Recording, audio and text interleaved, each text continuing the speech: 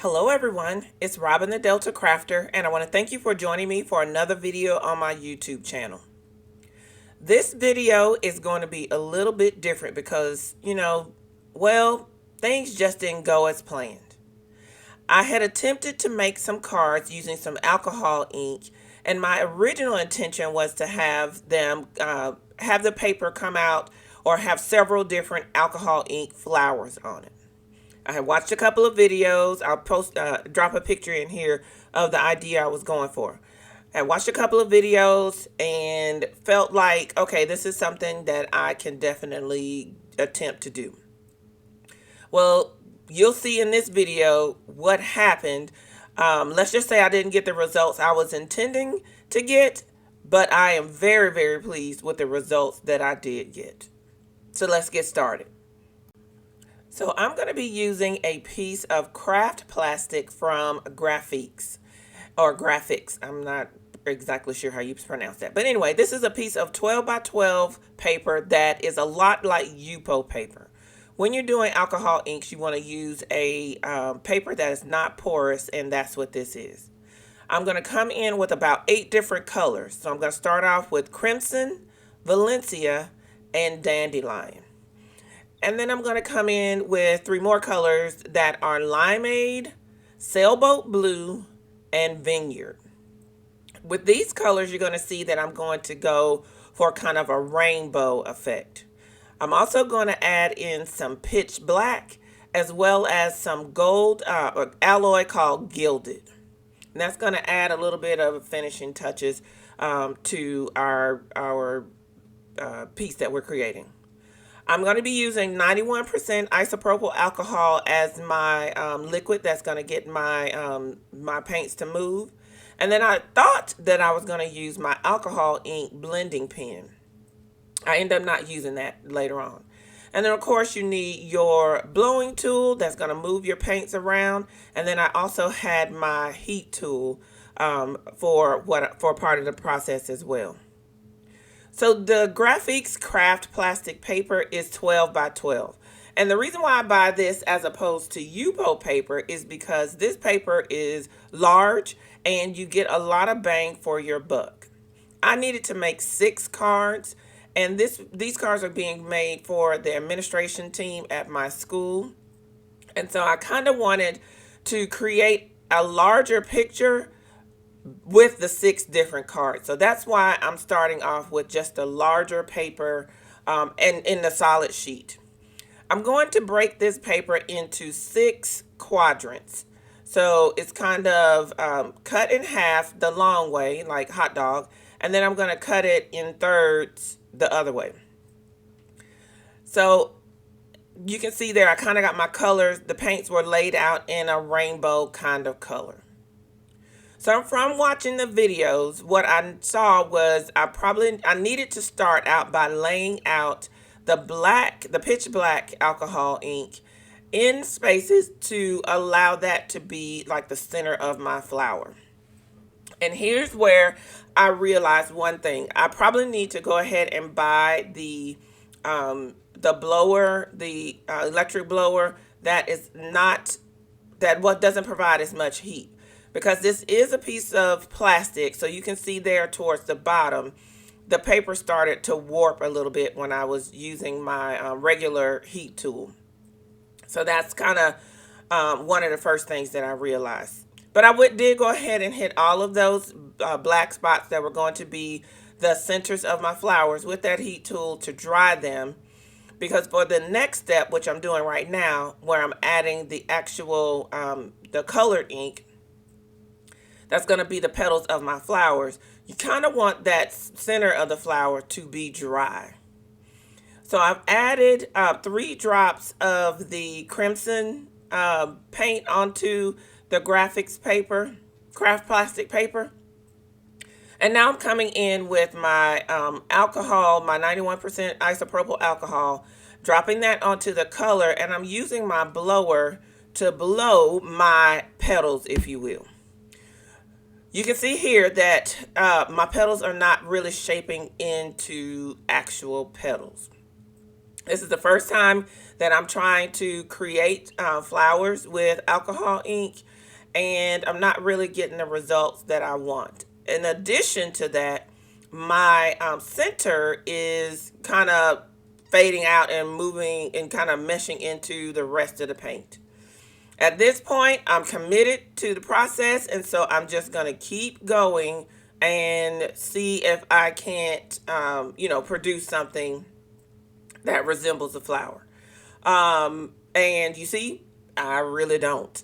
This is not looking anything like a flower. But again, I'm going to see it through. I'm going to allow the alcohol inks to do what alcohol inks do. They definitely have a mind of their own.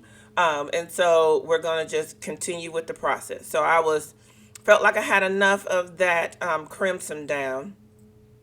So I came in with the Valencia, and I was like, okay, maybe if I just keep practicing, keep working, eventually I might get an actual flower. Well, didn't happen with the Valencia either.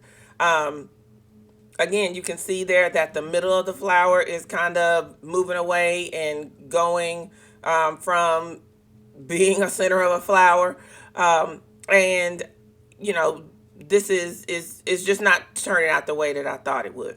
Um, Added in the dandelion, same thing is happening here, and I really don't know exactly where I was going wrong.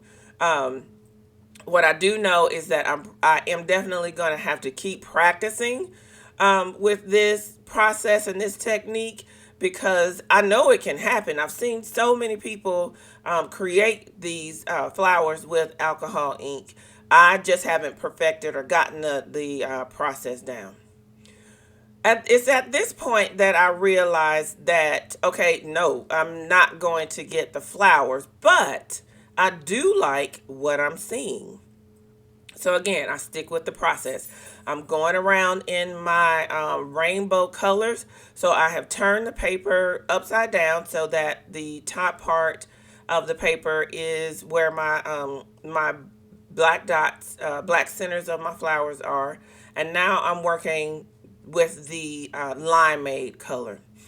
And I want my colors to kind of be in that color wheel, if you will. Um, so I'm making sure that the yellow is followed by the green. So when these paints start to touch each other, you can see where the overlap is or the where they're really starting to fade into what would naturally be the next color, and then it becomes a wheel. You can't really tell where the beginning is or where the end is. I decided that I don't want like a bunch of plain white spots, so I would come in at various different places, add some more ink to fill in my entire paper, and make sure that there was plenty of color on. I mean, there is already, but make sure that there's not a whole bunch of white spaces.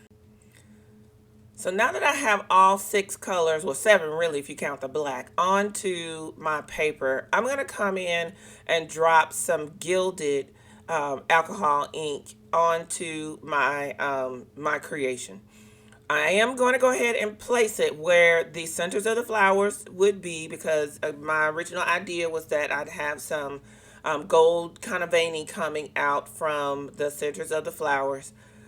So even though they're not flowers and they're really not the centers anymore, I'm sticking with that idea and just going to bring my blower in and blow that gilded alcohol ink with the blower to kind of spread it out and disperse it. One thing that I had to remind myself of is that when you use these alloy alcohol inks, there is a mixer ball in the bottom of these inks.